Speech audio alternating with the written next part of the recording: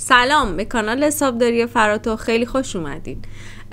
یه دغدغه‌ای که خیلی از کارگرها داشتن، برای همین ما تصمیم گرفتیم که بخوایم همین رو در قالب یک پست برای شما توضیح بدیم.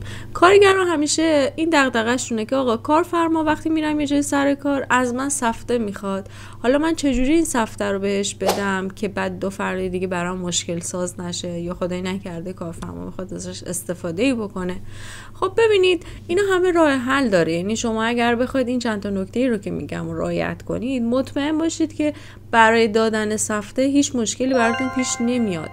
خب خودتون بذارید جای کارفرما وقتی میخواد یک نیروی کار رو استخدام کنه، در واقع سرمایه اون شرکته و داره وقت و انرژی براش حالا صرف میکنه که بهش آموزش بده کار رو، و طرف میاد اونجا یه تایمی رو حالت آموزشی کار میکنه، قلق کار دستش میاد، یعنی در واقع وقت کارفرما برای آموزش اینجا صرف میشه. خب نمیتونه هر بار مثلا بیاد یه کارگری بگیره بهش آموزش بده بره.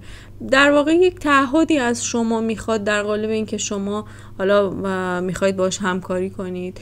اون تعهد همین سفته است که از شما میخواد که یک سفته رو بهش پرداخت کنید. ببینید شما برای دادن سفته به کارفرما، اول اینکه وقتی میخواید سفته رو به کارفرما بدین، حتما روی سفته‌تون بنویسید که بابت حسن انجام کار هستش. وقتی شما اینو توی سفته مینویسین دیگه خیالتون راحته که دیگه حالا استفاده دیگه یعنی سفته خالی بهش نمیدین. خب خیلی از کارفرما از کارگر میخوان که شما به من سفته‌ای که بدون نوشته باشه بده. ببین اگر شما روی سفته بنویسید بابت حسن انجام کار، هیچ استفاده دیگه ای نمیتونه کارفرما ازش انجام بده.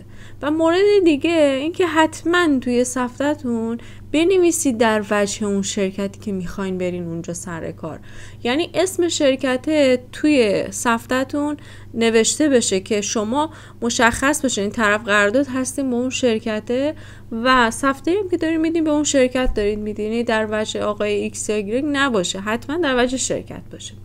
و مورد بعدی این که از شرکت بخواین، خب اون از شما خواستن که شما سفته بیارید برای حالا حسن انجام کارتون، شما ازش بخواید این سفته‌ای که دارید بهشون تحویل میدین حتما براتون چیکار کنن؟ مهر شرکت رو هم بزنن.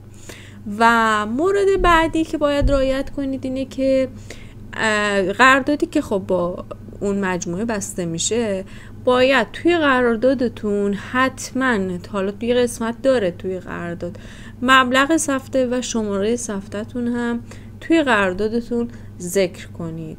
اگر این چند تا مورد رو رعایت کنید، مطمئن باشید که هیچ مشکلی براتون پیش نمیاد. موفق باشید.